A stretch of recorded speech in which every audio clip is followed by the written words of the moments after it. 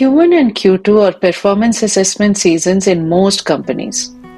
I know for many of you, this process feels like a mystery movie that often ends with a surprise twist that you did not expect.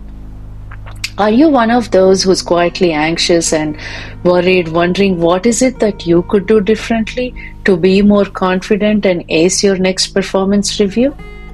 Then grab your favorite beverage. In this video, in the next few minutes, I'm going to share with you two real examples of performance misfires and will leave you with three things that you must understand and internalize to be confident and ace your next performance assessment. Hello, my name is Vasantha Gullapalli. I've been in the tech industry for nearly 30 years and the last 8.5 years with Amazon. I've been part of this performance assessment process in many different companies and I've been on both sides of the table. I've been in rooms where we painstakingly go through every single person's individual contributions in the past year and try to calibrate them amongst their peers. Have you ever wondered what is it that separates those who seem to be acing their assessments every single year and get rated as the top, and some who are struggling to meet expectations and few others who are even being managed out due to underperformance? Let me tell you something. The difference rarely is about competence or credentials. It's usually about understanding, or rather misunderstanding about the role's expectations or where the bar really is. Let me explain using real examples. The first one is about a software engineer who was on my team. Let's call him Tom. Tom started on my team as an intern. He came from a top-notch college. He did reasonably well during the internship, even got a return offer for a full-time position, accepted it, joined us as an SDE1, breezed through orientation, and was getting ready to take on projects on the team. Most of the boxes were checked off for him. He was actively participating in all group discussions, was generally showing a lot of curiosity, and seemed committed. However, few months later, his manager shared during one of our monthly reviews that there were some concerns with Tom's performance. He was struggling to meet timelines. He often needed help to get things over the finish line. After a few weeks, once the manager found out more details, he came back to share that the issue really was not about Tom's competence. The issue was Tom was overly enthusiastic about showcasing his design skills, all his understanding about design patterns, and was over-engineering his solutions. He was not really paying attention to the feedback he was getting during design review sessions. He was completely missing the context about why the solutions needed to be simpler. He was not taking the suggestions that his peers were offering seriously.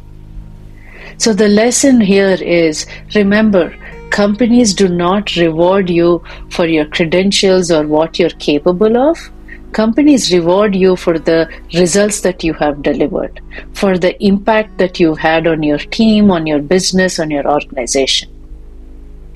The second example is that of a senior TPM, let's call him Harry. Harry was on my sister team and was getting ready to be promoted to a principal level, and I was the assessor on that promotion case. I reviewed his work summary. He had some good results to show. His team members, leadership, stakeholders gave really good feedback for him. Some of them even thought he had single-handedly saved a couple of their projects from getting derailed. Most boxes were checked off. I went on to try and understand how he delivered, and that's where I noticed a gap. On those projects where Harry had single-handedly helped, there was truly a resource crunch on one of the work stream. Harry didn't hesitate. He jumped in, rolled up his sleeve, completed the code, pushed it to production, and really helped the project launch on time.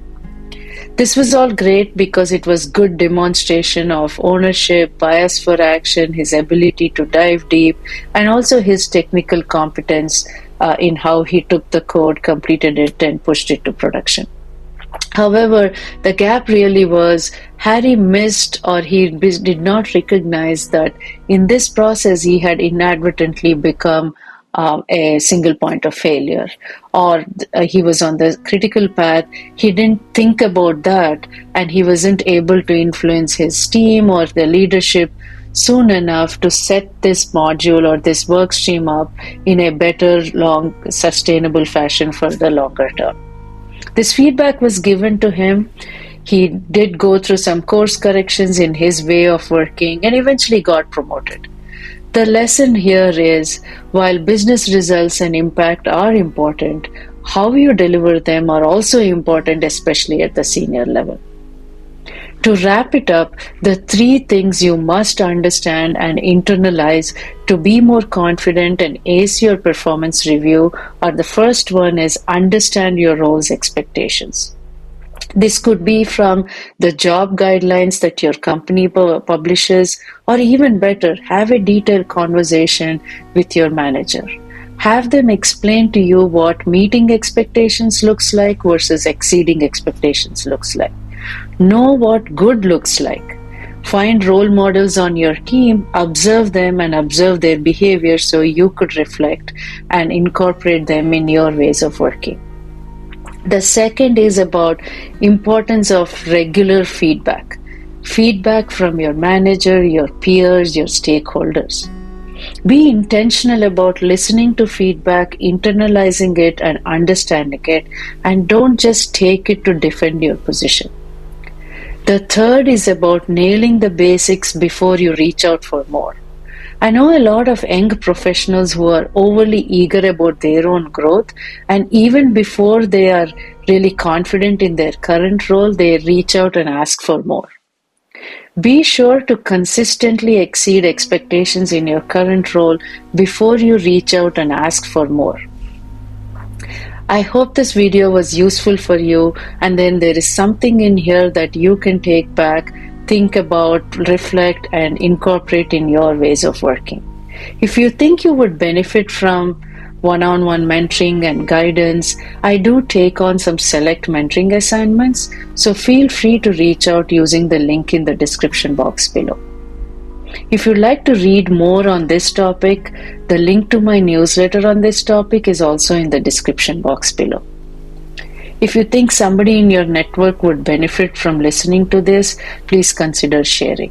Also, if you'd like to learn more about my experiences, my lessons learned, especially about how to be intentional about designing your career in such a way that it aligns with your values and life's priorities, consider subscribing to my newsletter. I've posted the link to it also in the description box below. Thank you for watching, thank you for subscribing, and until next time, stay well.